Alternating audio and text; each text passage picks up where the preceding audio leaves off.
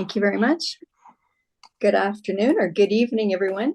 I'd like to call the meeting to order and acknowledge that we're in Treaty 1 territory, the home and traditional lands of the Anishinaabe, Innu, and Dakota peoples, and in the national homeland of the Red River Métis. Our drinking water comes from Shoal Lake 40 First Nation in Treaty 3 territory. My name is Lynn Nesbitt, and I'll be chairing today's panel. Joining me on the panel are Diane Knight and Kira Penner. Our administrative personnel today is Zach Mohan, and our assessor is Arka Edarkanov. We will be hearing applications for revision of the assessment roll in accordance with the Municipal Assessment Act.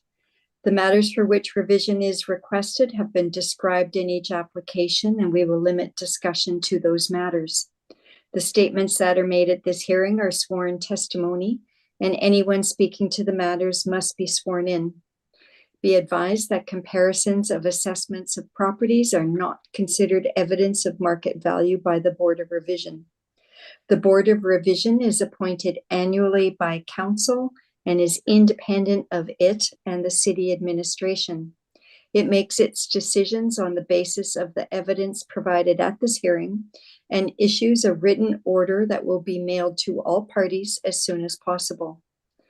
Please note that the Board's decisions with respect to an application may be appealed to the Manitoba Municipal Board if the matter pertains to assessed value or classification, or to the Court of King's Bench if the matter pertains to the application of exemptions from taxation.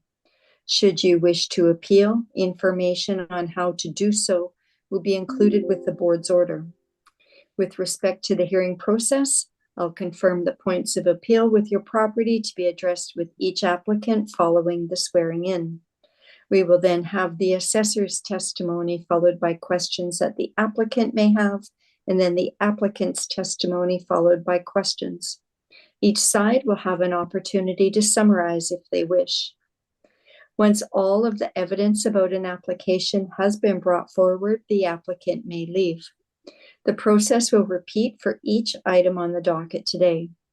The session will close after all the applications have been heard, and the Board will deliberate in private and make its decisions. You will receive the Board's decision by registered mail as soon as possible. As information, all public hearings are live streamed, recorded, and will be part of the public record. We'll be hearing items 1, 3, 7, and 8 on our docket today. Mr. Mohan, please affirm the assessor's and applicant's testimony. Yes, Madam Chair. Mr. Assessor, please state your full name. Arka Aidarkhanov. Do you affirm that the evidence you're about to give at this hearing is the truth, the whole truth, and nothing but the truth? I affirm. Thank you. Mr. Applicant, please state your full name. Henry Dupont. Do you affirm that the evidence you're about to give at this hearing is the truth, the whole truth, and nothing but the truth? Yes, I do. Thank you. Thank you very much. And let's just start right in then with item number 1 on our agenda. This is file number 24-2686, 255 Bell Avenue. Mr. Edarkanov, you may begin when you are ready, please. Okay, so first property with a file number 24-2686. Roll number 1209-7807060. Address 255 Bell Avenue. Roll year 2025, reference date April 1st, 2023. Assessed value $10,964,000. It's a 4-story building built in 2021. It has 50 suites. It has 28 parking stalls indoor and 13 parking stalls outdoor. Land area 17,772 square feet. Floor area 58,637 square feet.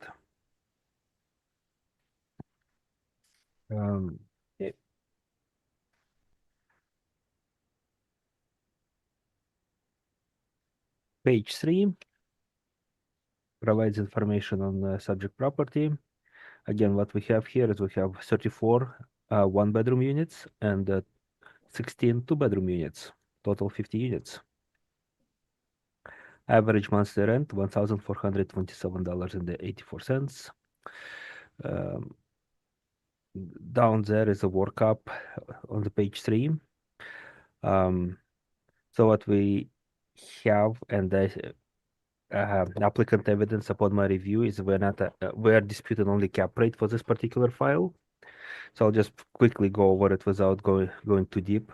So we have NOI of $515,320. City capitalization rate is 4.7%. This calculates to be $10,964,000 rounded. Okay. On page 4, we have comparable rents. But again, like since this is a cap rate dispute according to applicant's presentation, I'll just go to page 5. Capitalization rate evidence. Here we have a table of some of the examples of sales that took place and their cap rates. So cap rates range from 3.46% to 5.59% in this particular table. 346 would be for comparable number 1, which is an older 1955 building, and 559 would be for comparable number. It doesn't have a number. 2, 3, 4, 5, 6. It's 6 from the top. So 677 Maryland, 1913 building with effective age of 1972 at 5.59% cap rate. And you can see for yourself some other cap rates there. Following page number 6, again, capitalization rates. For multifamily, 20th and 80th percentile for the city of Winnipeg study, low-rise multifamily buildings would be 4.75 to 5.45. Actually, the percentage is the same no matter where you look, high-rise, low-rise, low-rise A, low-rise B, but the range for 20th and 80th percentile is 4.75 to 5.45%. Colliers, low-rise, 5 to 6%. CBRE, low-rise is not provided. However, low-rise A and low-rise B range from 4.5 to 5.25 and 5% to 5.25. Cushman Wakefield, low-rise 5% to 5.75. And following page is page 7 is the municipal assessment excerpts. I'm not going to spend too much time on it. Page 8. Subject property, what's included in the rent. So it's their income and expense mailer for subject property. And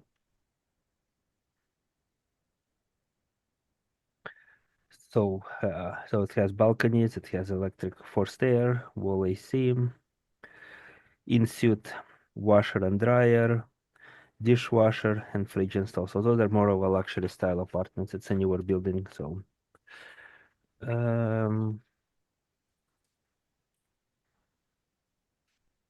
then going further, we have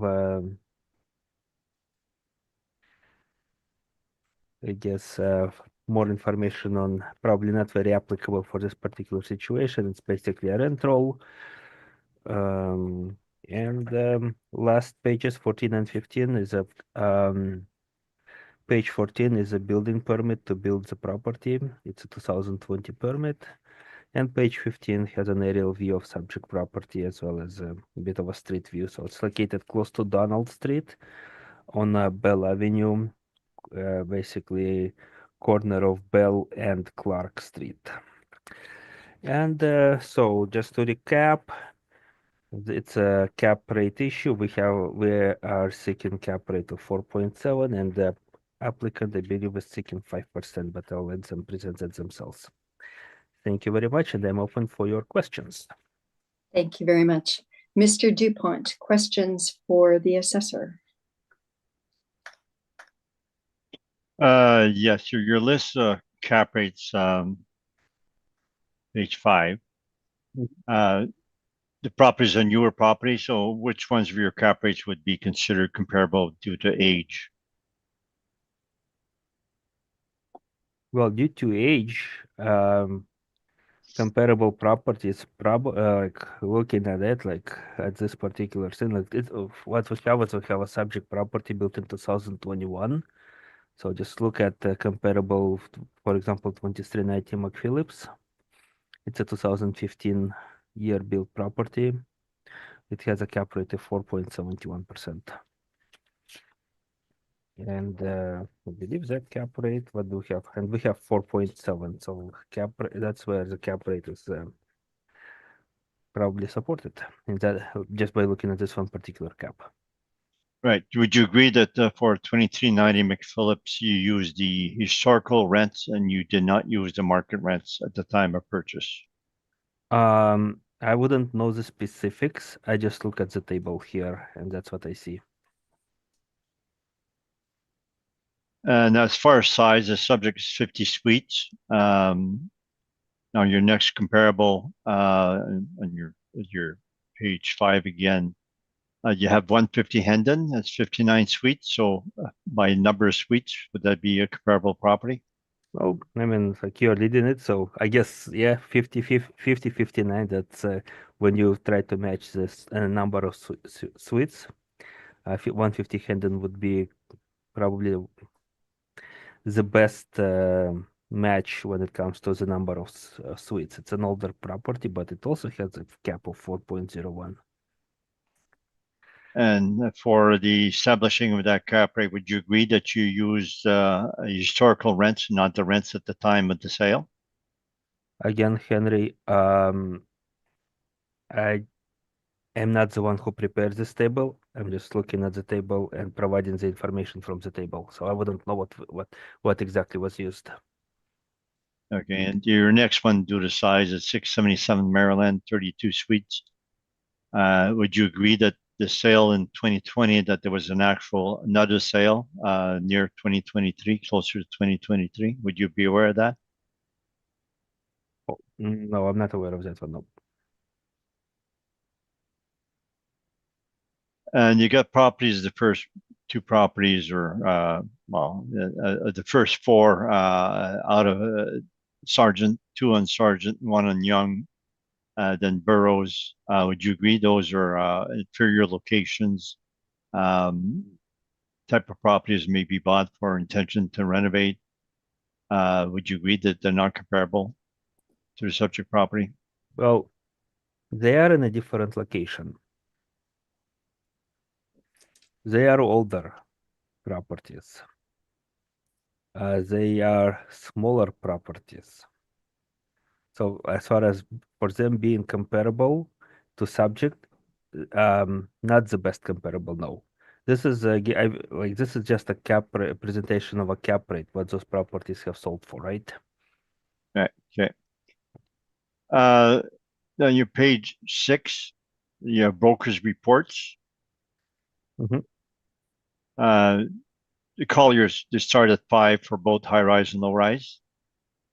Yeah, and 5 and 6.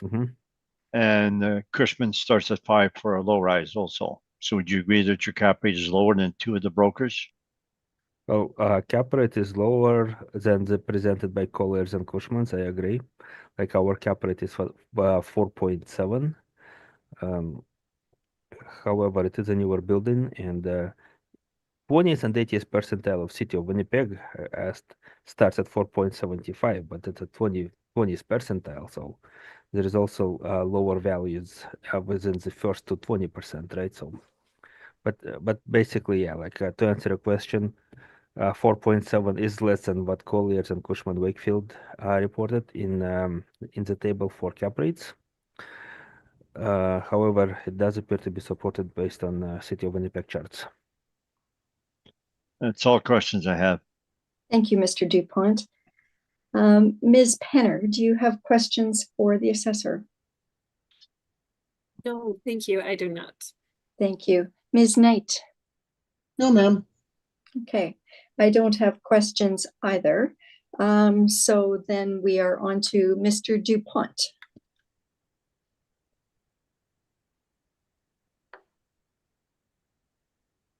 And so now I have to find my report, which is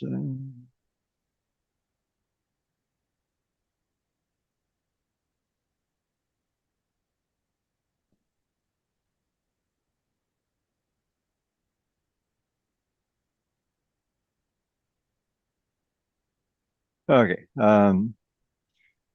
Yeah, I guess we can go to the photos and the maps, etc. But it is only a cap rate dispute in the end. So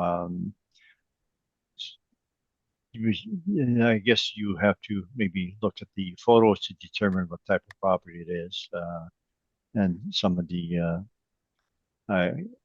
traits and characteristics that it has. So you can look maybe the appendix, starting page 16, where you describe it. They give the amenities and the features, and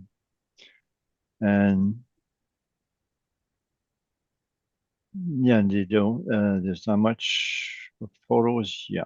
Then we have the financials, etc. So we can go to my page 13. So the 2022 was a part year only, and the evaluation date is April 1st, 2023. So we took the December 2022 rent roll times 12. It's 825,000. The assessor got 856. We used the same vacancy as the assessor, but we added parking, which is the potential. They had 28 stalls times 113 times 50. So that line 13, we're slightly higher than the city, 840,000. And then for expenses, we use an expense ratio 38.6 instead of 37.86. Expense ratio are subjective to start with. So in the end, we have the line 33, the same NOI. So we are disputing the cap rate only.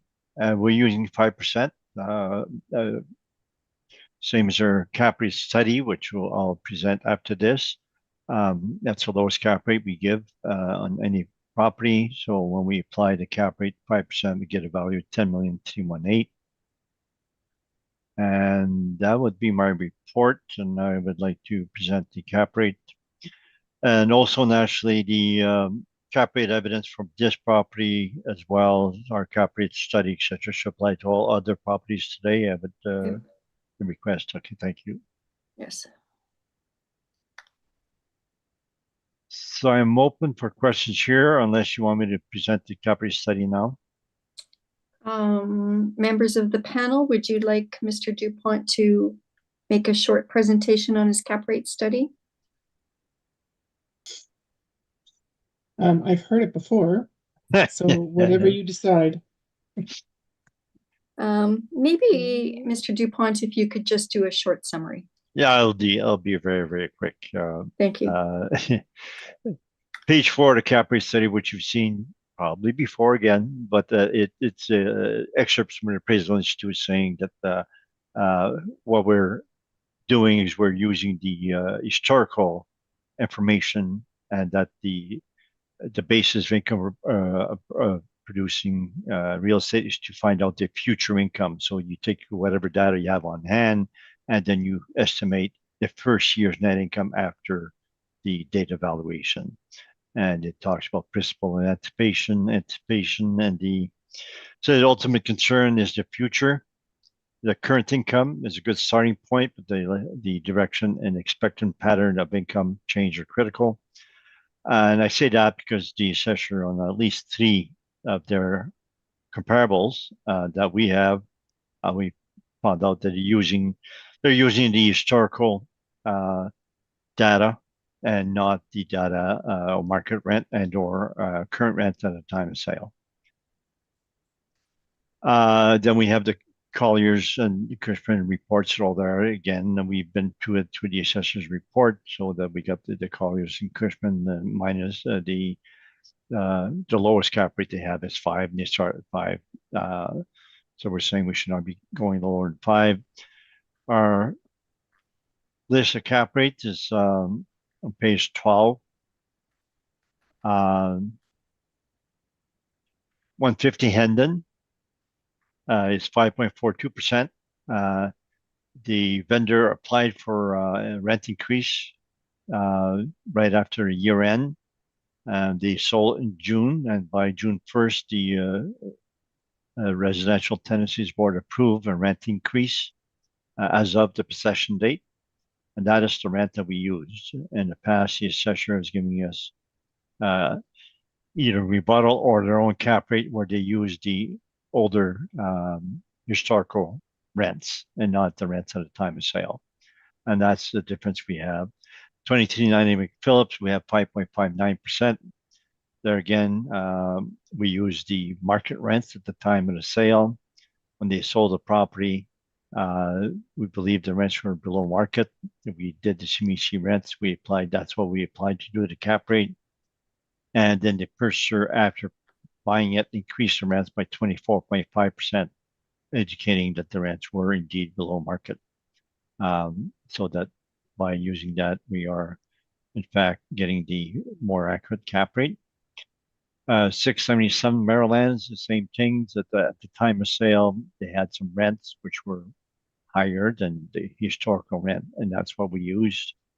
And the past, the assessor is giving us, given the board rebuttal, showing we're not using the historical rents, we're using the current rents. And that's a big difference with the assessor and ourselves. And I believe 150 Hendon, 2290 McPhillips are the two most comparable properties for the subject property here today.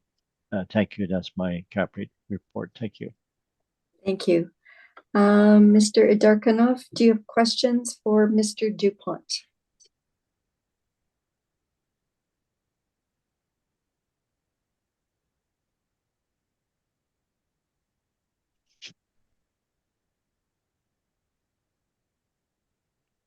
One, two.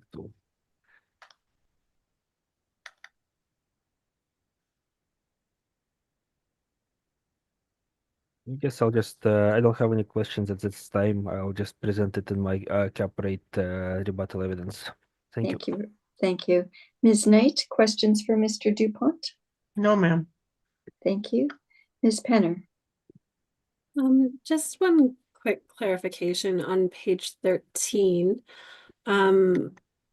It indicates that the NOI is undisputed, but then the number used for the calculation is slightly different. It doesn't make a huge difference, but just for you should be basing it on the city's NOI. Is that correct? Oh yeah. It's just slightly different. Yeah, I think we should be using the city's NOI, so it's actually undisputed. We come to something close, but we should be using the city's NOI. Okay, that was all I had. Thank you. Thank you. Thank you. All right, Mr. Dupont, you have rebuttal evidence?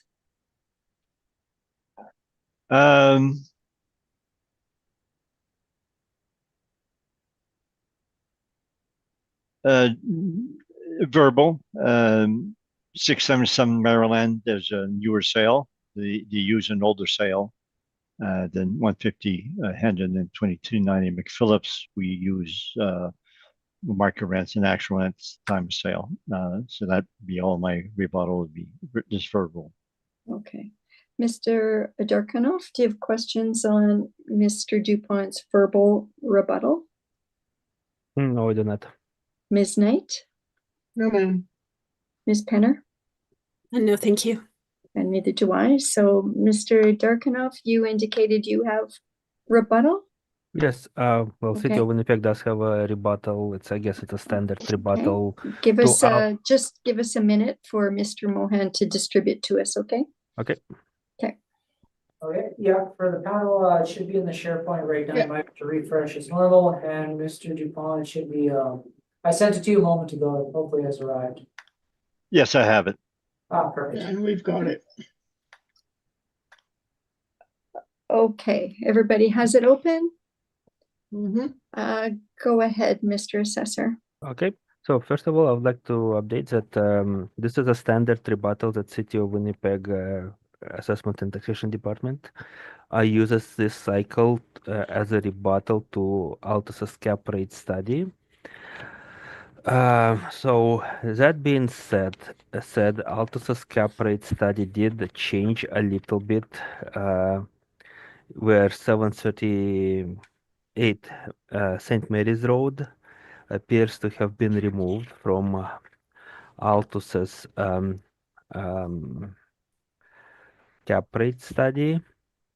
So I just asked the panel, like we didn't have time to update our rebuttal, but just cross out 738 Maryland as it's not part of the rebuttal to Altus's case study, as Altus case study doesn't have that in their report. So with that, I'll just it's a standard thing that we have to address that when it comes to cap rate. Well, 1 year of income and expense information is not sufficient to calculate stabilized net operating income. And that's what basically what Altus has in their cap rate study. Cap rate study is they're using 1 year to calculate the cap rate. Usually you have to stabilize the income and expenses for typically you're using 3 years to do that. And then you using that data you would arrive at your stabilized income and expense to calculate the cap rate. So that's basically main point of contention here is that Altus only used 1 year, which is not enough to provide accurate data. And that is basically our rebuttal to Altus's cap rate study. And the remaining pages provide evidence, on the properties that have been used. And for example, page 2, 345 Talbot, there is only 1 year, 2021, that has income and expenses.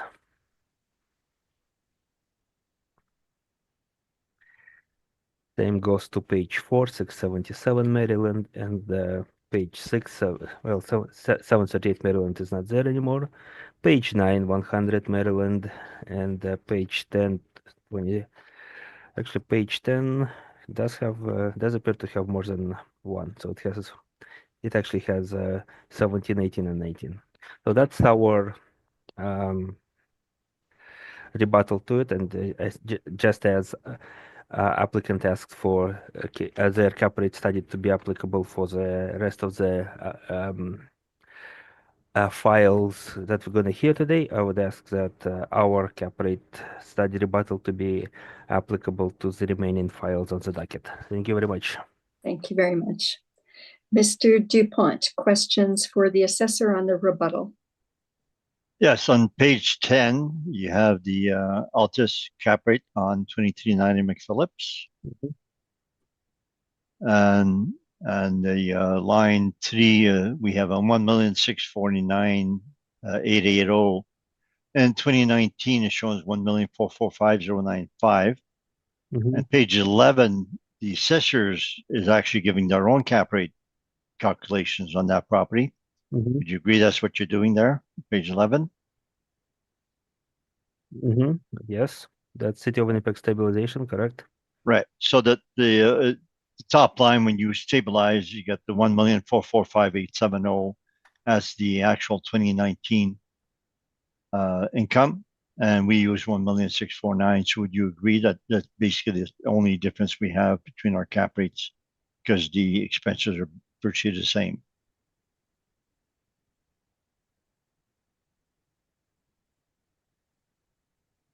Yeah, so I can see that all of the 3 years, none of them show 1.6, right? 1.649. So that's where I guess the city is stabilizing it using their existing incomes and arriving at 1.445. Right. So we have similar parking, similar expenses, and similar vacancies. The only thing difference is the income, the rents. I would agree with that. Let me see. I think I think that is the case, yes. That's all questions I have. Thank you very much. Ms. Knight, questions on the rebuttal evidence presented by the city? No, ma'am. Ms. Penner? Just one question. So the city is saying that it's inappropriate to use less than 3 years of income to determine the cap rate. But seeing as this property was built in 2021, that wouldn't be possible for this property. Is that correct? Well, for this particular property, it would not. However, we're talking about subject property. However, what is being the properties that have been capitalized in the study, they are not 2021 properties, so they do have historic data. Right. Okay. Okay. Thank you. Thank you. And I have no questions. So, Mr. Assessor, would you like the opportunity for summary? So it's just a quick summary again, like for this file. What's the file number here? Just a second. Anyways, I think you know the file number. So this property, file number 242686. It's cap rate.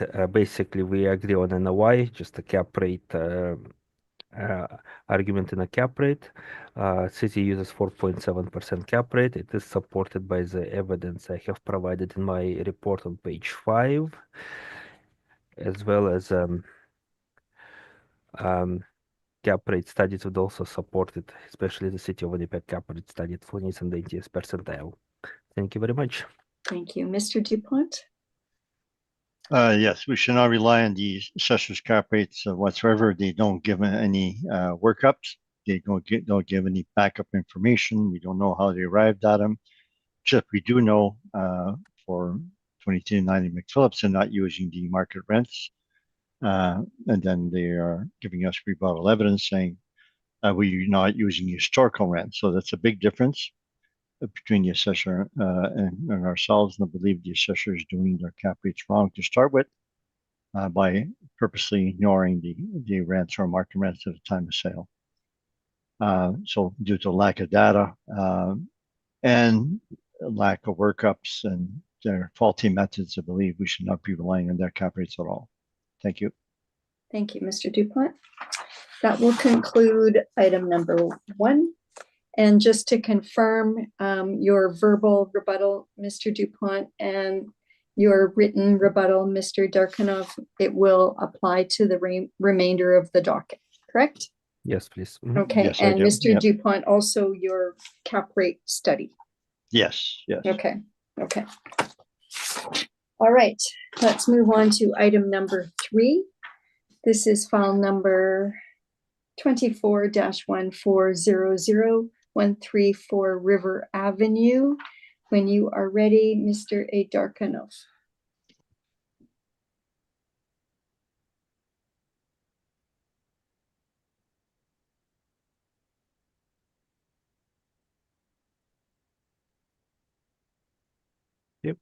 So subject property with a file number 24-1400, roll number 120319211700, address 134 River Avenue, roll year 2025, reference date April 1st, 2023, assessed value $5,225,000. It's a 2-story building built in 1969 with the same year effective age. It has 45 units and 43 outdoor parking stalls. Land area 34,519 square feet, and gross floor area is 41,559 square feet.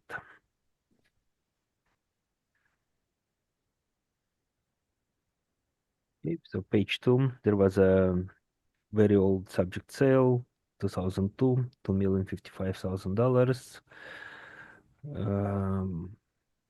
So page 3, income value summary.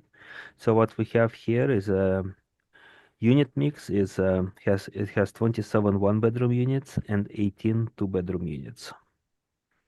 Average monthly rent is $993,022. Sorry, what am I talking about? $993.22. There you go. Anyways, what do we have? Gross potential income $536,339. Vacancy of 3.2%, or $17,163. Effective gross income $519,176. 47.16% expense rate calculates expenses to be $244,843.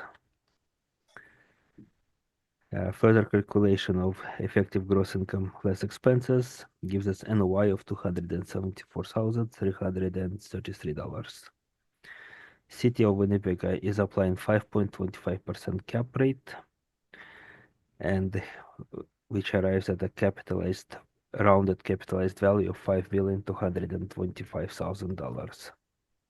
Market value per unit $116,111. Okay. Page 4. So what we have is a rental evidence, right, what comparable units are renting for. So comparable one is $1,294, comparable to 1,063, comparable 3 1,314, and the comparable 4 is 1,169. Again, it's basically this property also mainly a cap rate dispute. There is a slight variation in NOI, however, it's mainly a cap rate dispute. So cap rate evidence, again, we have a range presented here, just the same table as in a previous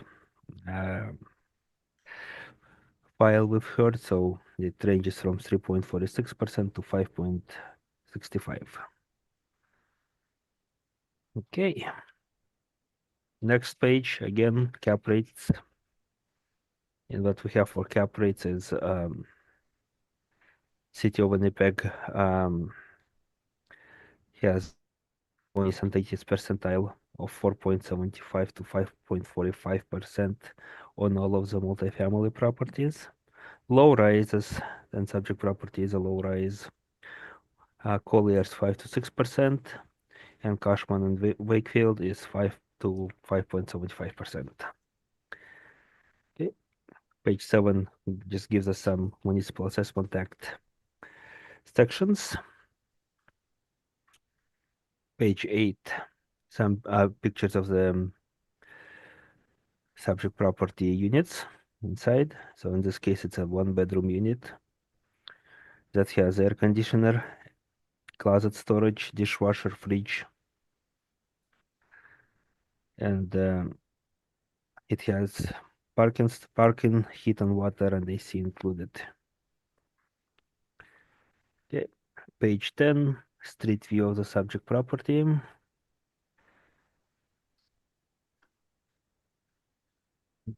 Page 11.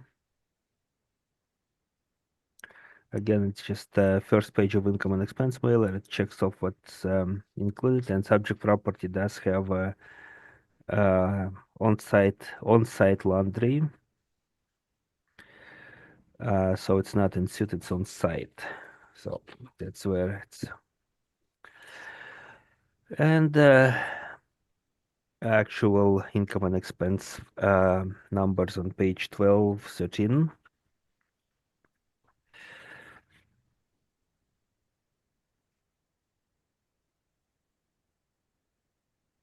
What else that do we have here? And So yeah, so page 12 to 18 would have remaining income and expenses information provided by the by the property owner. And lastly, page 19 has a street view, not street view, sorry, aerial view of subject property. So it is on River Avenue and close to the corner of Arctic and not too far from Stradbroke. And last page again has a Google Street View of subject property. So that's my presentation, and I'm open to your questions. Thank you very much. Mr. Dupont, questions for the assessor? No questions. Thank you. Ms. Knight, do you have questions for the assessor? No questions, thank you. Thank you. Ms. Penner? No questions for me, thank you. Thank you. And I have no questions either. So, Mr. Dupont. Okay, so we should maybe just look at the photos and a bit of the appendix to see what we're dealing with. So the first page is some of the photo. They have a little parapet, and in the front makes it look modern. Then we got the aerial photo, page 6. It has a lot of parking in the back, so that's virtually 100% parking. Then we have the maps, the next page, and page 8. I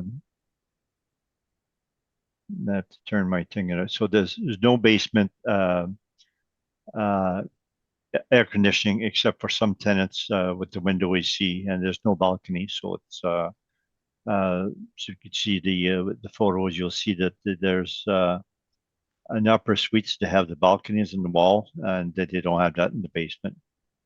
And we get a better photo close up, page 9, showing the difference. The upper suites have the wall AC, and the bottom suites do not. So there's no air conditioning in the about a third of the suites. Then the appendix, starting page 19. So the ad that what the internet comes up with is 134 River. That's 2 ads, and then they have an ad for 105 unit 105. So the ad for the apartment itself, page 20, it says very little about describing the property. The amenities are shown there, which is very little. 1 parking per stall. On-site laundry, it means they don't have it in the suites. Outdoor parking. And unit 105, that's a photo of that suite only. And so that suite has been upgraded somewhat with the flooring. And you'll see some photos and close-up photos of page 23. You see the kitchen there. This so they still have the white appliances. They don't have stainless steel. That covers appear relatively new. Flooring, use vinyl plank, and that's relatively new also. A living room, not much to renovate except the floor. So they've upgraded the floor. The bathroom, the next page, it still have the old vinyl flooring. And the bedroom, there again, not much to renovate except the floor. So it is quite normal for apartments upon turnover to get vinyl plank. That's quite normal. And that indicates maybe only 1 suite in the subject property that has done that, but it's something they're doing on a recurring basis. Then we have financial statements. Page 38, we did calculation of the rent from the rent roll. So they show the rent roll at the end of each, for each of the suites, and we copied that and we give our calculations at the end. And then there's discounts for each and every suite, and I added each and every one of those to get my calculations for the discounts. And parking is included there. There's no extra parking income. So if you go to our spreadsheet, which would be page 15. you can see the line one, the 2018, 2019, the rents were 426, 474. They jumped to 558 in 2021, and then they went back down in 2022 to 532. So because the rents went down, that's when I went to the rent roll to calculate what the rents were at the end of December 2022. The financial statements of Sussex have include vacancy, so they just start off with potential market gross income that they have, less the discounts, and then income received, so it includes vacancy. No parking income, line 10, because it's included. The expenses, relatively normal. The repair and maintenance are stabilized on the next page. So the financial statements for 2020 has no detail repair maintenance. We exclude the 2018, 2019, the repair maintenance, they were higher. If you see at the bottom, 2018, the 319,000, excluding the CapEx, and in 2019, 119. So that's why the rents went up 21, 22. So we believe that the last 3 years, 20, 21, 22, the better years to use to stabilize. So we stabilize at the 3-year average of 1345 per suite, which is relatively low. So line 33, we have the net income, 268,772, which is 6,000 less than the assessor. So 1.8% less than the assessor. And actually that translates to 1.20% less in value. So I would suggest we should use our net operating income because it's site specific, but it's very close to the assessment department. Our main dispute is the cap rate. They're using 5.25. We show in the remarks that 2023, the city had 5.8, and now they're 5.25. They went down quite a bit. So we use 5.75 from our cap rate study. That comes to a value of 4,674,000. And we can just go to page 14, relating to the cap rate. We have the factors that it has. It's built 1969. So our cap rate study indicates that age group is 5.75. And you can see the ages, our cap rates by age group increases by 0.25%. So we start with the new 2005 plus at 5% range, but the low end is 5%. And the next age group goes up to 5.25, and the next age group 5.5, and age group that we have 46-69 is 5.75. And then the building amenities has none. It has basement suite. It has no balconies. Parking is good, 98%. Gross floor area is good, 924. Forgot to mention here, there's no air conditioning in the basement suite. So we get 5.75 cap rate from that. So that would be my report. Thank you. Thank you, Mr. Dupont. Mr. Darkanoff, do you have questions for Mr. Dupont? I just had a quick question on page 14. That table that applicant had brought forth. So it range my question would be like, you have a range from 5 to 6.6% of the cap rates in this report, right? Based on the age, is that correct? Yes. Okay, and so my question would be, none of the cap rate studies presented by you or by the city, basically, we rely on Collier, CBRE, and Cushman and Wakefield. They do not have anything beyond 6%, right? Would you agree with that? The city itself has a lot of properties, but they do go up to 6.5. They usually do that for large properties over 100 suites. But we've had some high rises over 200 suites where the city is at 6.35, 6.5.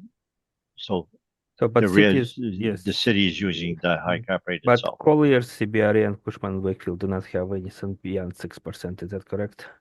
I believe they're 5 to 6.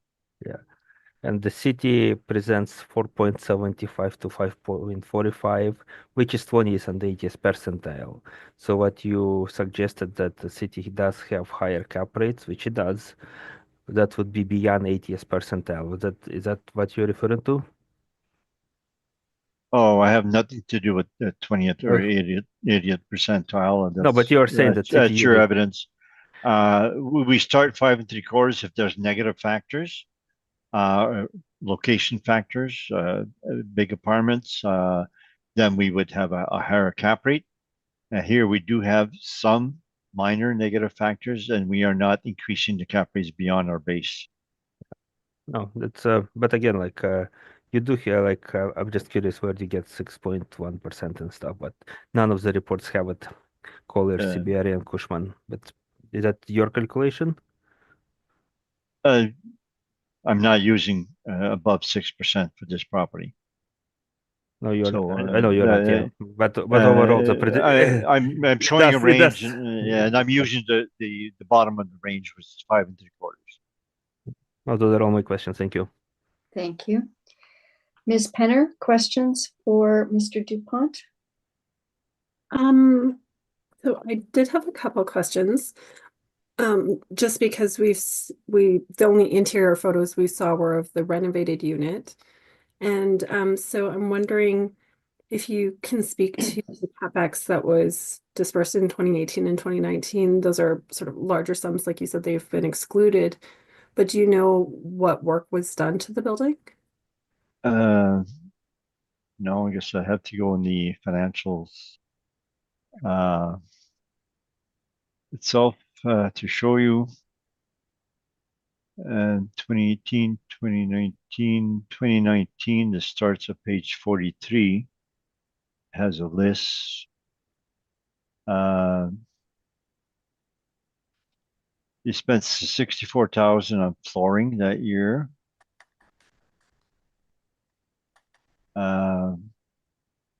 That would likely be But more than 20, just the unit, right? it was what? That would likely be more than just that one unit. Like that would have been a larger. Oh, yeah. The cost is, I believe it's close to 2,500 to 3,000 per suite to replace the flooring. And 2018,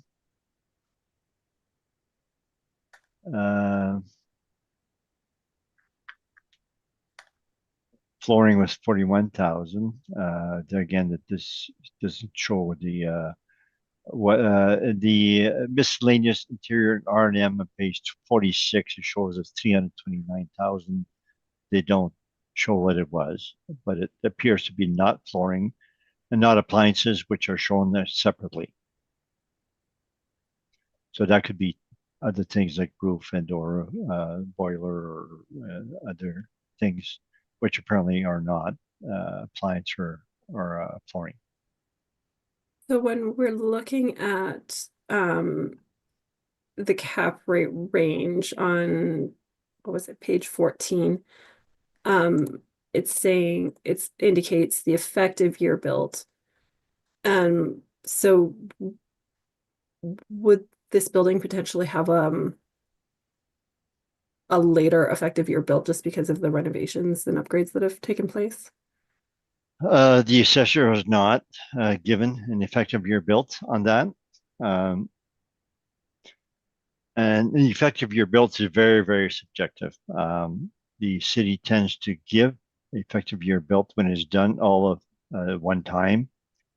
And there's many properties, many property managers are putting the upgraded flooring and cupboards, etc., as they go along on a recurring basis. And those don't have effective year builds given by the assessor. So I believe that most properties with similar condition as subject are not given an effective year built. That's quite standard. It only applies to those that do it all in one go usually. So it's more rare to to give it effective age. Perfect. Thank you very much. That was all for me.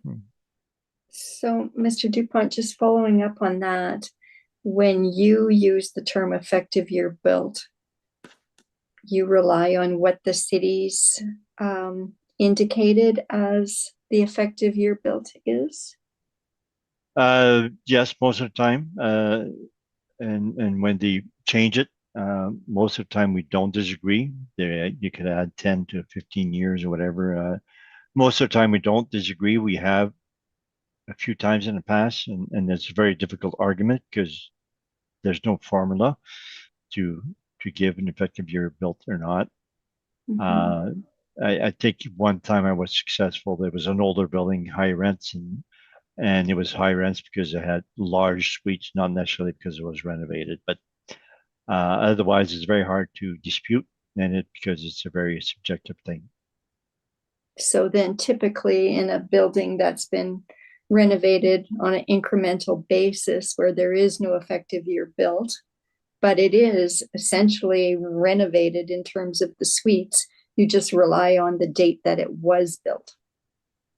Yes, we go to actual year built, and I'm saying that most of the apartments are like that.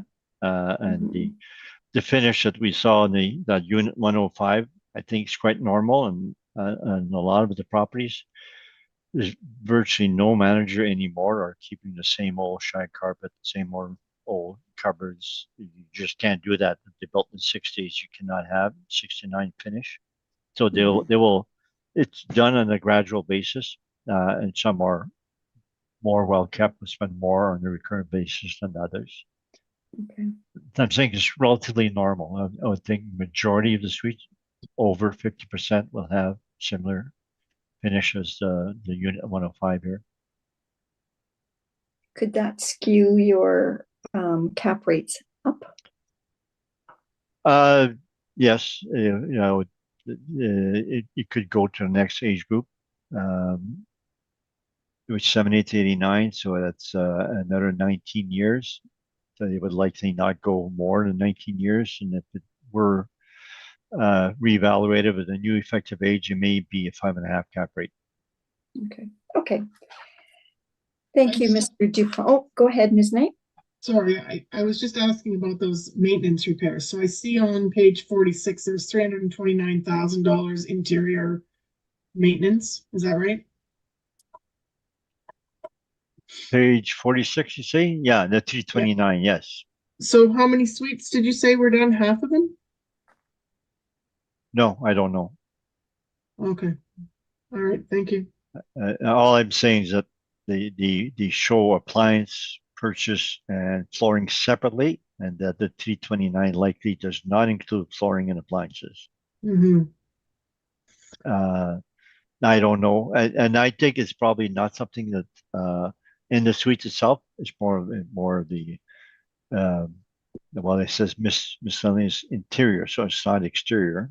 I have no idea what it is. Yeah, because it doesn't have flooring and appliances in this. It has appliance purchase 52,000, but there's no flooring in this one. To the next page, 41,000, page 47. Oh, there it is. Yeah, okay. And they have a window repair separate. I'm not sure what it is, and I don't go and ask tons of questions on these things. Yeah, because that 329 is large compared to every other year. Yes, it is. Yeah. And because of that, the increased rents, we're using increased rents, so that whatever effect that 329 did, it's captured in the rents. Yeah. Okay. Thank you. Thank you very much. Mr. Darkanoff, a summary?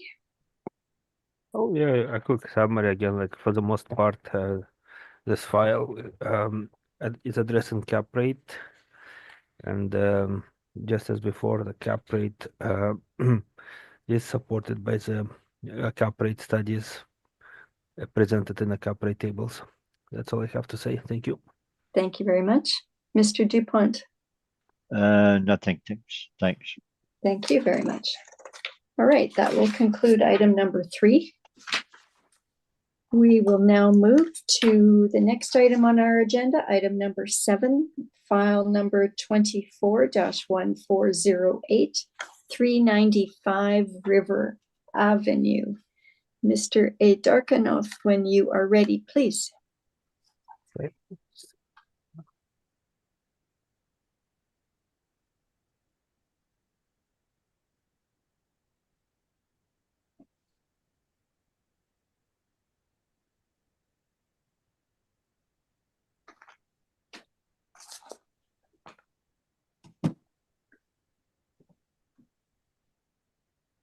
Again, so file number 24-1408, roll number 12-0324-56000, address 395 River Avenue, roll year 2025, reference date April 1st, 2023, assessed value $3,481,000. So property description, there is an error. So it says number of suites 23, it should be 29.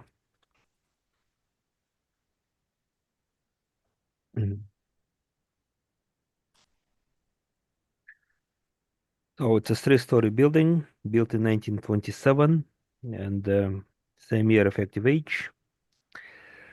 It has 29 units, 14 outdoor parking. Land area 14,255 square feet, and floor area, gross floor area is 21,976 square feet.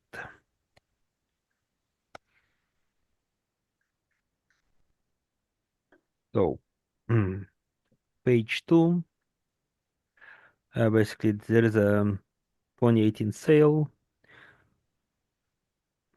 It's an associated sale, so it hasn't been used for analysis. So that's where you have a difference in value for consideration and sworn value.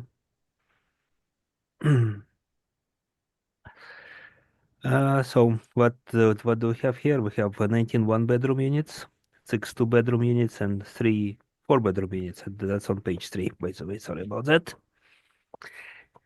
So that's page 3, the unit mix. Average monthly rent, $999. So what we have is gross potential rent of $347,760. Vacancy of $11,128 or 3.2%.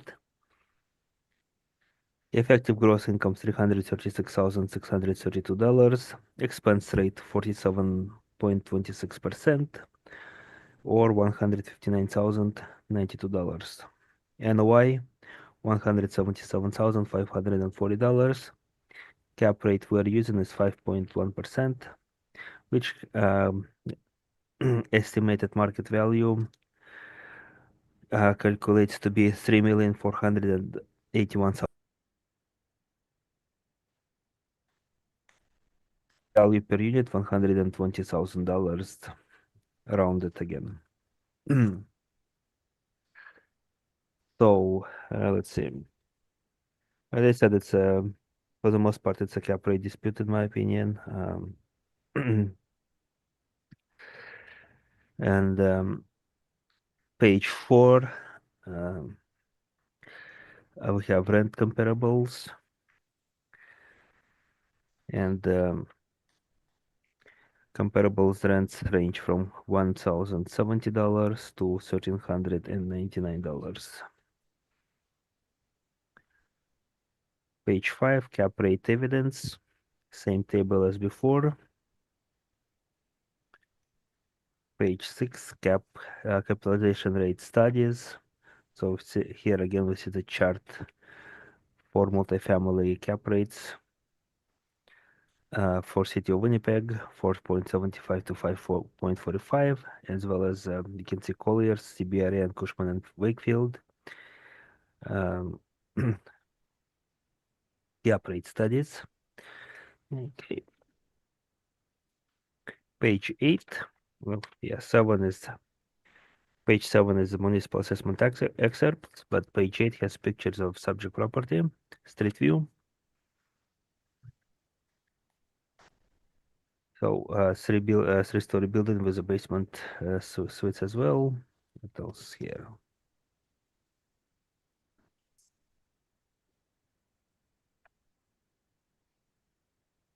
Next page we have aerial view of the subject property.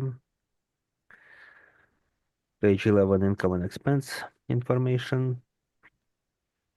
So typical for an older building, it has on-site laundry, not an in-suite laundry, and just a fridge and stove. So it's a very typical older apartments style.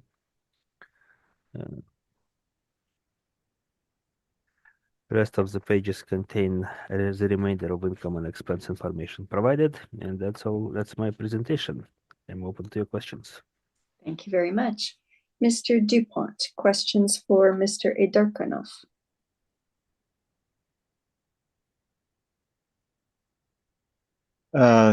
You're using high rents of 1,000 per suite for an older building, 1927. Have you considered changing the effective age because of that? Well, as you have mentioned that, like, yeah, it is 1927 building. Like, what's left of it? It's almost 100 years old, 98 years old from the date it was built today. So is it like, yeah, like I think the effective age should be looked at by the department more seriously, but it hasn't been. And so at this point, we are still presenting it as 1927 with the effective year build of 1927. Should it be changed? Probably. Like I think a lot of things have been upgraded since 1927 in this building. So, and it's not 1927 original. Well, outside the main skeleton, probably a lot of things have been upgraded. So, like, yeah, to answer your questions, the effective age probably should have been considered to be changed. It's all questions. Thank you, Mr. Dupont.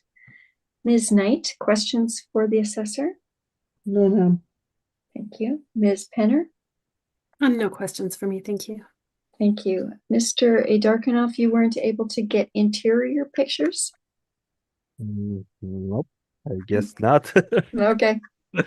They're not there, so Yep. I'm assuming none available. Probably. Well, I guess yeah, probably wasn't available, but I did.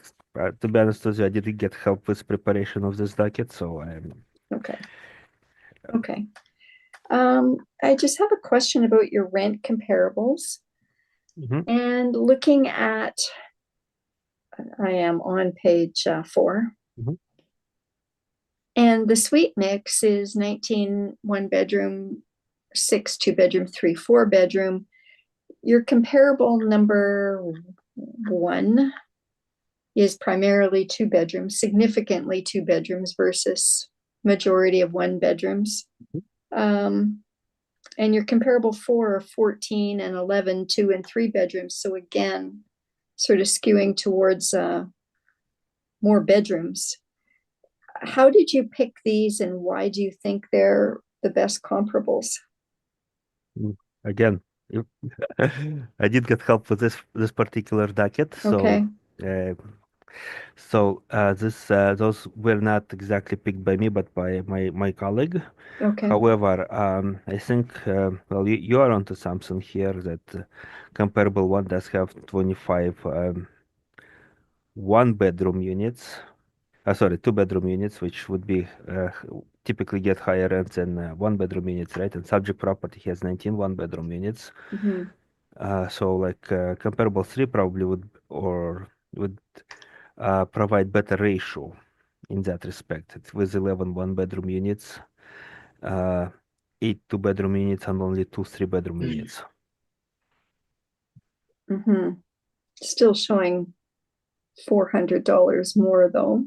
But it's a newer building to 1977. The comparable 3. Yeah. I'm just wondering about the comparability. I see that they're showing higher rents. Of course they are, because the numbers are different. but I'm Yeah. wondering how that supports your Well, rent. well, basically comparable to probably. It's an older building similar to subject property 1929. It Okay. does have when it comes to 2-bedroom and 3-bedroom units, it has the same, almost the same number. It has one more 3-bedroom unit and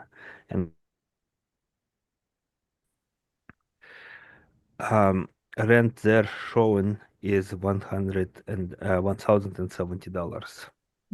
Okay. That kind of brings it closer to what subject property is. Okay.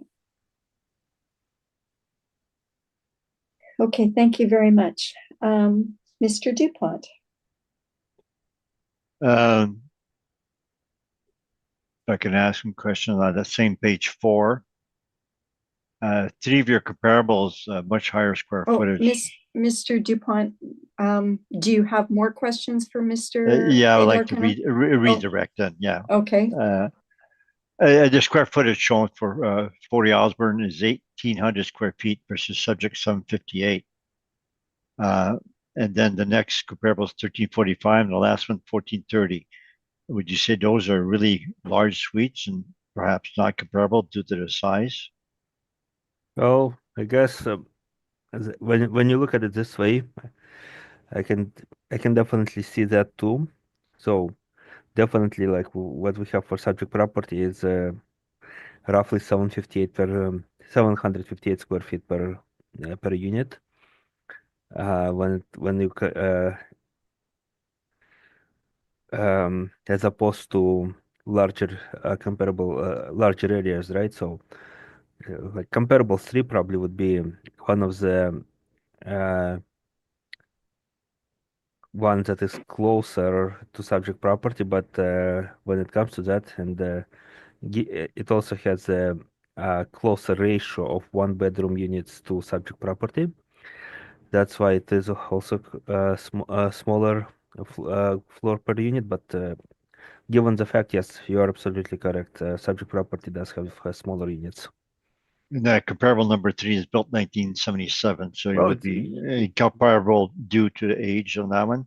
Well, it is. You have to adjust it, right? Like it's also a 1,400 monthly rent, so you'd have to adjust slightly to account for age, um, and also like even with to account for unit mix, and that's where it all like that's why they're higher monthly rents than subject property, right? Also, subject property is under 1,000 roughly, or 1,000, whereas everything else is higher. Okay, sorry, that's all the questions I have. thank you. I'll just ask panel members if they have any questions following up on the most recent questioning. No, thank you. Ms. Knight? No. No, Ms. thank Penner? you. So I actually do. I was just curious, when I look at the actual rent reported, it works out to an average of 933 a month. And I'm just wondering if the assessment department takes into consideration the actual rent or if it's all just model driven based on the comps that Well, are. it is like for the most part, everything is model driven. We use actual rents to build the model. That was all for me. Thank you. Mm-hmm. Thank you very much. Okay, Mr. Dupont, your presentation, please. Okay, so we dispute cap rate and the rents on this. To me, we should just go to the photos and the appendix for the financial statement. So you can see from the photos at page 3, it's an older property. And then the maps will show the parking that it has, and then it's on river, so it's a good location. And you can go maybe to the repair and maintenance page 16. So that second last line, 2020, they put in 212,000 in repair maintenance, which higher than the prior 2 years. and 117,000 2022. They don't give any details. So financial statements, they're accountant types. It just says repair maintenance. And so we see NA no value, we did not stabilize because there's not enough information and they changed quite a bit. But it does say that they have some renovations went in there. And because of that, page 15, where we're line 1, I used the rents that they have from December 22, 2022 rent rolls. So line 13, the actual rent receives 291, and I'm at 316, mainly because I use higher rents than the historical. A bit like the way we do our cap rates. We do the rents at the time. So whenever we see something like that where it could be renovated and the front of the questionnaire shows some higher rents, whatever, then we should be doing some kind of calculations on the rent roll. And we did do that. But the December 22nd, 2022 rent rolls, line 3, it comes to 919 per suite versus the assessed at 999. Now we add laundry and parking, so the difference, line 13 is a bit smaller, but it's still 20,000 difference. And that would be our main difference. Our NOI is from the rents, because we accept their undisputed expense ratio because they're erratic, repair maintenance. And our expenses line 31 is 129,000, which is less than the assessor dollar-wise, 159. We could have went dollar-wise, but we went with the expense ratio, which works against the client by doing so. So we're being very conservative on the expenses. So line 33, our net income is 166,000 versus the assessor 177, 11,000. Oh, I see comments 22,000, but it doesn't add up to that. So maybe that was from a previous workup and I forgot to change. Yeah, I think I was probably using 159,000 expenses and it was 22,000. And I changed to the expense ratio. So it's a lot less. And the cap rate is 5.85. The city is quite low, 5.10 for an older property. The city was 5.8% in 2023. And we show in the remarks bottom right, says it's our cap rate base less 0.25%, mainly because we're recognizing some renovations in there. So page 14, if you look at their cap rate, their table, pre-1946 started at 6.10 to 6.6. But because the rents are in the 900s and there appears to be some renovations, we give a 0.25% less than that. So it has basement suite, no dishwashers. The parking is only 45%. Relatively small suite, some 58 square feet per suite. So there are some factors that will follow this for the rest of its life, like the small suites, some 58 square feet. Parking is very low. No AC, no air conditioning. So those are all negative factors that follow the property. They do have a good suite mix. Well, not that good. It's 66% one bedroom with kind of heavy on the one bedroom, but they do have 2 bedrooms and 3 bedrooms in there. But you can imagine with a gross area of some 58, even though they have 3 bedrooms, it would be really small because GFA is some 58. So now we can go to the financial statements or the appendix. So the first page, page 19, Sussex does not show any photos on their website normally, unless it's a one suite that they're advertising. Here they have a unit 1, but when we click on it, there's no photos, which would have been good because we're likely about showing how small those suites are. But I don't have those photos to show you. To the financial statements, so we'll start page 26. And they show those the front those high rents. But when they show it like that, you wonder where to get those rents on average for the year, at the end of the year, before discount, after discount, with parking, without parking.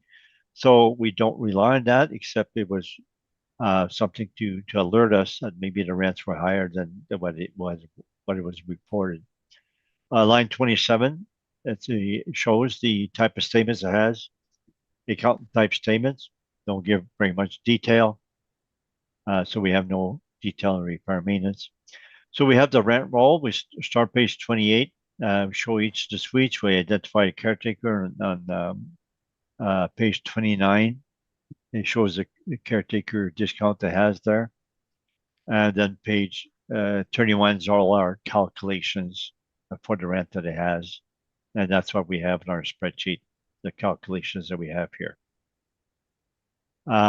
Page 32 shows the calculations for the 21 questionnaires. That's the rent that they have at the front of the questionnaires. And it says that if you look at that times 12 would be 324,000, but they reported 294,000. That's after discounts and after vacancy. So it basically follows that. So it would show the difference would be in vacancy and discounts. And the 2021 rent roll is shown on page 34, etc. So we got some notes on each one of those statements, calculating the rents, etc. So I believe if we go back to the spreadsheet, it will just a final look at it. In the blue also shows that the insurance was erratic and utilities were also erratic, as well as the repair maintenance, and that's why we went with the city expense ratio. So our cap rate 5.85, which is a quarter less our base, and it's very close to what the city had in 2023 at 5.8. And the remarks is because high R&M 2020, 2022, and high December 22 rents, we stabilize at December 2022 income. They're again similar to what we do for our cap rates. Thank you. Thank you, Mr. Dupont. Mr. Darkanoff, questions for Mr. Dupont? I don't have any. Thank you. Thank you. Ms. Penner? No questions for me, thank you. Thank you. Ms. Knight? Just again, why didn't you put the 2020, 2021, and 2022 information in on page 15?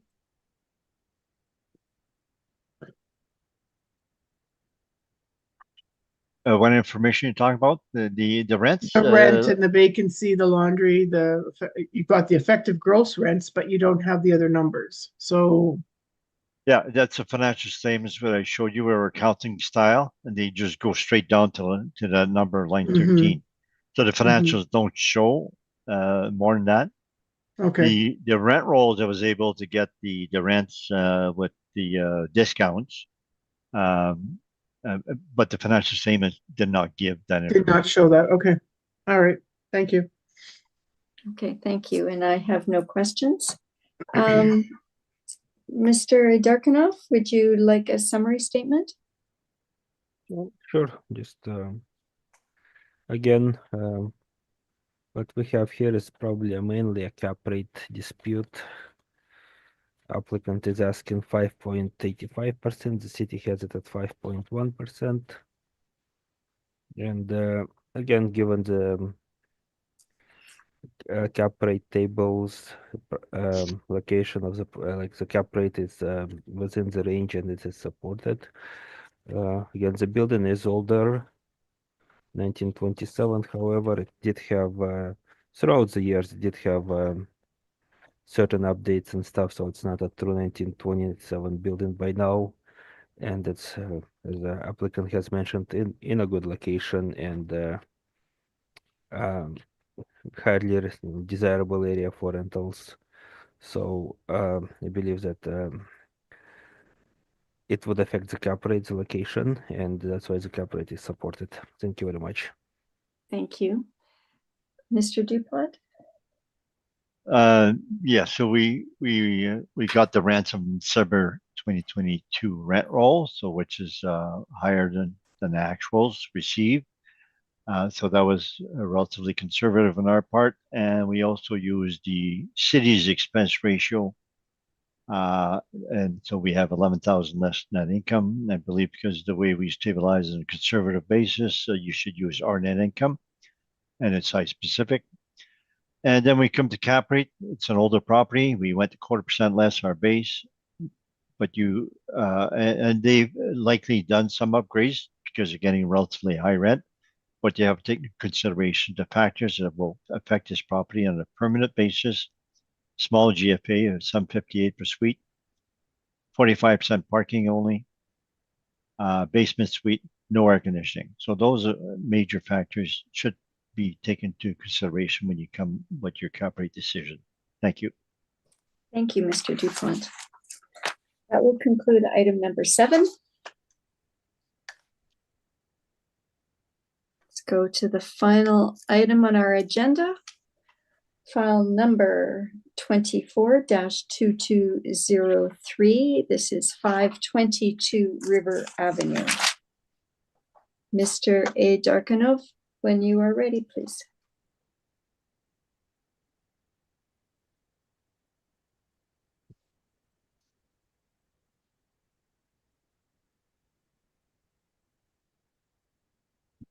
Sorry, give me 1 minute. I'll just flip myself to the right pages here.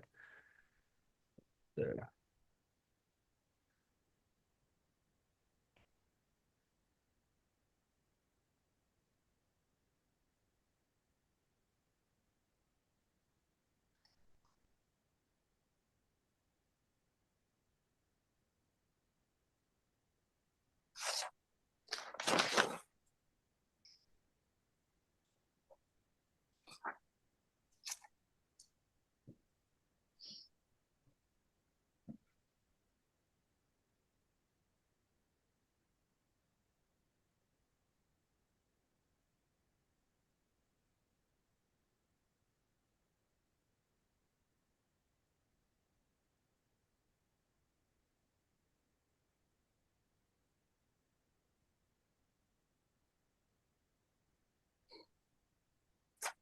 My apologies, my computer has been a bit slower than normal. To open certain things here. Okay, so let's start. So file number 24-2203. Roll number 12097803720. Address 522 River Avenue. It's a roll year is 2025 with a reference date of April 1st, 2023. Assessed value $9,735,000.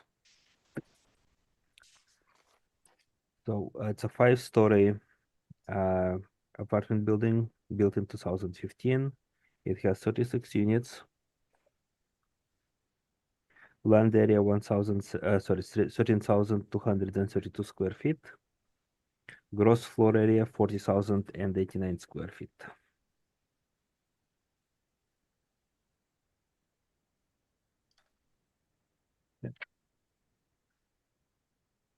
So page 3, income value summary. So subject property has 36 units, 1 bedrooms and 2 bedrooms, 17 1 bedrooms and 19 2 bedrooms.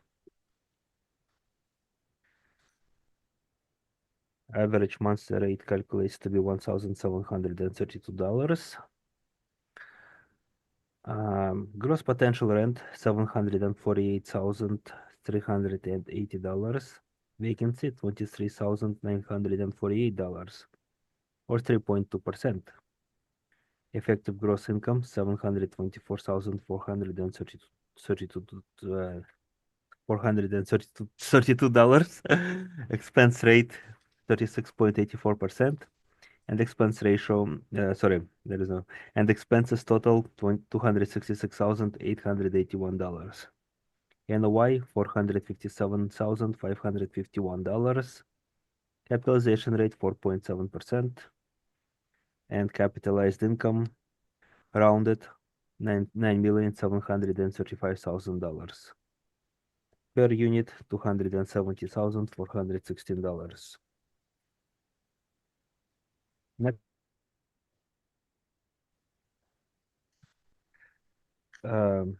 page 4, rent comparables. Our rents range from $1,509 per unit to $1,746 per unit. Comparable one on 1205 Grant Avenue is a lower average monthly rent, but it also has on-site laundry. It doesn't have in-suite laundry. The other three comparables, comparable 2, 3, and 4, do have in-suite laundry. Subject property also has an in-suite laundry. I'll point out to that later. And also comparable 2, 3, and 4 are newer buildings similar to subject property. Comparable 1 is an older building. I believe yeah, so it's 1990. That's probably why it doesn't have in-suite laundry, but on-site laundry. Those little perks became more commonplace in the later builds. So we have page 5, cap rates. Again, the issue here is a bit of a cap rate, but also NOI, like is quite different. So capitalization rates, we've talked about it previously. So it does have cap rate tables and on page 5 and 6. They haven't changed from previous ones, so I'll just let that information from previous ones to be applied from previous cap rate discussions and so on. Page 8, we have pictures of some pictures. So top of page 8 is I guess conceptual view of subject property. Bottom of page 8 you have actual street view as well as some of the interior views of the subject property. So yes, as far as description, I guess what they say about themselves is it's a location. So it's a 36 suite luxury apartment block, just steps from cafes, restaurants, and shops. It's built with innovative construction and technology. It has beautiful fixtures and finishes. So it is a luxury apartment units, and you can see it in the pictures. Bottom of page 8, page 9 also shows some pictures of subject property. Top of page 9 is shows the location, so it's on river and close to the corner of a river and Nassau. So the location is very desirable location. Page 10 also shows more pictures of subject property actual units. So it has balconies, it has island kitchen sinks, dishwashers. So it is a modern 2015 luxury units. Page 12, some of the permit information.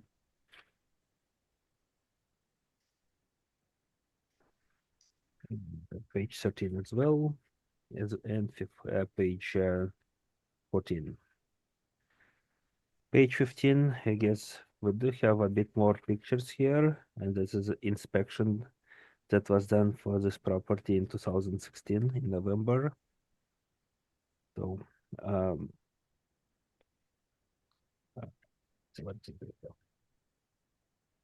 so how it does have garage doors with for indoor parking. Next page has a picture of the indoor parking. Some of the common areas, electrical panels, elevators.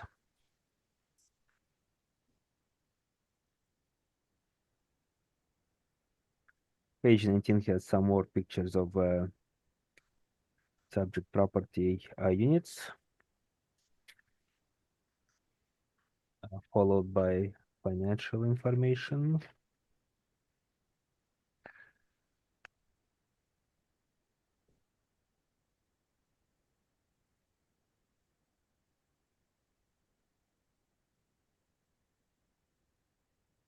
So when it comes to income and expenses, let's see, what do we have? We have gross potential rent of $748,000. Subtracted vacancy, we arrive at the effective gross income of 724.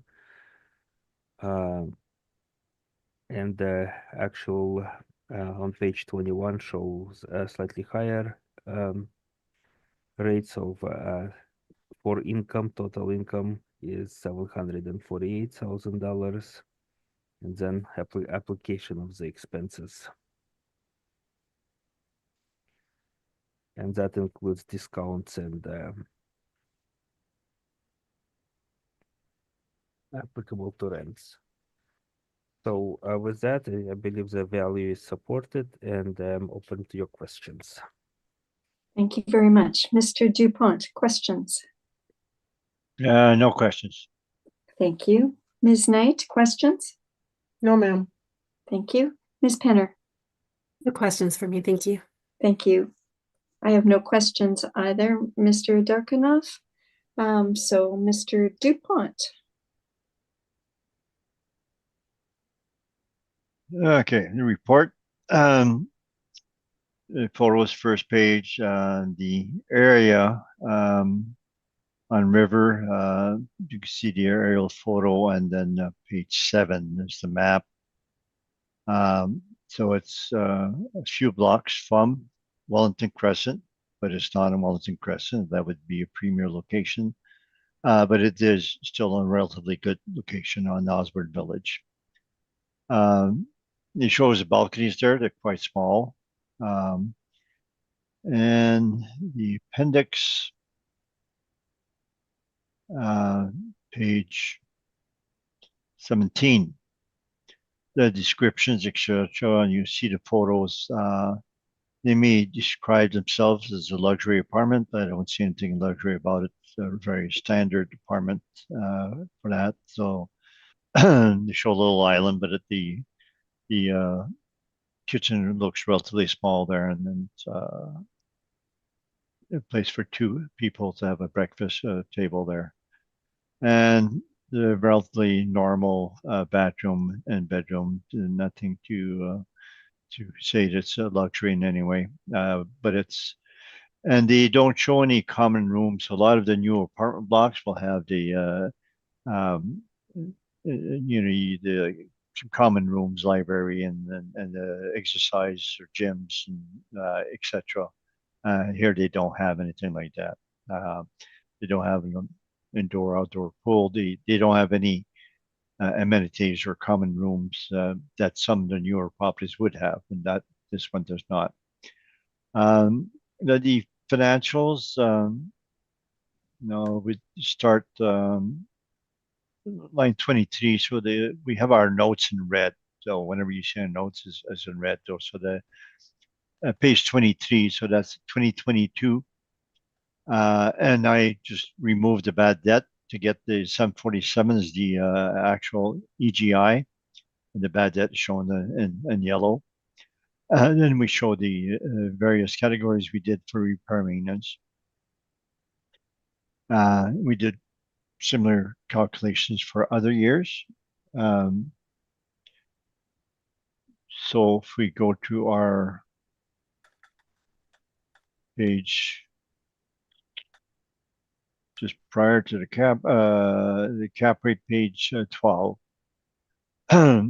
So it's 2005 plus because it's built 2015 masonry. It has balconies, elevator, but no common rooms, 100% indoor parking. And we give it the lowest cap rate for that base, 5%. So it's newer, but there's a lot of newer properties have a lot more features than they have. So the next page is the spreadsheet. So the far right, line 1, we did calculations of what the rent roll times 12 and the discount times 12. So the rent roll after discount, 684,000. If you look line 8 under 2022, they actually got 699. So for some reason they got a little bit higher income than the December 22 rent rolls indicate. So we accept their higher rents from 2022 than we calculate from the rent rolls. We had the parking. So line 13, we have higher than the assessor for EGI, about 23,000. But that's offset by the cable, line 24. Not many apartments do that anymore, but they pay for the cable to get the better rate, I guess, from overall, and then they should be getting higher rents because they pay the cable. So that the tenants are paying 747, but they're getting 17,000 worth of benefits. So if you subtract that, your 730 effective gross income versus the assessor 724, be very close. The self-managed, they don't show any management fee, and we added that in line blue of 5%. So that way you get accurate total expenses, etc. So line 31, we have the total expenses each of the year, 278, 248, 268, average 364. We stabilize at 362, and the assessors at 266, about 100,000 difference in expenses. And the assessor's expense ratio is 36.8 with 48.4 based size specific. We'll go to the repair maintenance later on. The cable, line 24, in blue, it shows is 2.2%. That adds 2.2% to the expense ratio. So if it would not be for the cable, it would be 46.2, which is about 10% higher than the city. But this is directly from the financials. It's been around since 2015, so it's not because it's newer. They have erratic repair and maintenance or expenses. These are very steady expenses that they have, and I believe we should be going with stabilized actual expenses. Line 14, page 14, sorry. We have the repair maintenance shows, so the previous statements, 2018 to 2020, they have no breakdown of the repair maintenance. But if you recall in financials, where I had the red fonts for the notes we had, the repair maintenance. So we did have a breakdown for 21, 22. So for the flooring replacement for those 2 years is only $31 over the 2 years, extremely low. And that's going to go up over time because as it ages, they'll be replacing their floor. Appliance replacement is also relatively low. It comes to 177 per suite versus our 225 is our maximum. So the 2 years or 3 years average, we'll do a 3-year average for elevator, but for the rest is 2 years. So those items adds up to 61,127, and that's what we stabilize at. That's from the details we have for 21, 22. But then we compare to the actual from the 5 years. So the first repair maintenance total is 72,255, but that would include the extraordinary repairs, waste and snow. So the one to look at is R&M, excluding CapEx and waste and snow. That comes to 62,492 over the 5 years. We stabilize 61, so over 5 years, we're slightly lower. And then in purple is what we did for the last 3 years. And those 3 years, excluding CapEx, it comes to 66,253. So we could have stabilized 66,253 is a more current. And normally I think we would have done that because as the property ages, it gets higher repair and maintenance. But we stuck with the 61,000 that we had from the stabilized individual items. I believe we are quite conservative on our repair maintenance when we use 1698 per suite for repair maintenance, where we could have used 1840 based on the last 3 years. So back to the previous page, page 13. So line 27, you see the actual repairs. The 3 years average is 66,253 that we had in the next spreadsheet. We stabilized lower 61,127. So that's quite reasonable. And I believe everything else is relatively normal stabilization. So we do have a big difference in expenses, offset slightly by the effective gross rent, but that's built in with the cable. And other than that, the EGI would be similar to the city. So we have a big difference in the expenses. And cap rate, we're at 5%. The assessor is at 4.7. I believe it's the assessor does not have the cap rate comparables to do that. And the brokers report for 2 of the brokers, they start at 5%. So our 5% cap rate is reasonable, especially since the subject has very little amenities except a normal, no common rooms, no gyms, etc. That's my report. Thank you. Thank you, Mr. Dupont. Mr. Darkanoff, questions for Mr. Dupont? No, we don't. No questions? Okay, thank you. Ms. Penner? No questions for me, thank you. Thank you. Ms. Knight? Why didn't you put the potential gross rent in for 2020, 21, 22? The financial statements don't show it. Why not? That's what they give to the city. That's what they give you? Okay. We get most of our data from the city, Mm-hmm. 99% of the time. Whatever the client gives to the city is what we use. So we don't know if the vacancy's higher or the rent is lower. Like, we don't know, right? We don't know. The financial statements are Yeah. on page 23 there. It doesn't show any vacancy. Yeah. It just shows what they receive. Mhm. They're kind enough to put the discounts. So Yeah. I show it there, but it's got the vacancy missing. So Yeah. basically it's including vacancy. Right. When we do We don't the know rent, what percentage they're using in that. it appears Okay. close to zero because when I do the Yeah. December 24, 22 times 12 is 684.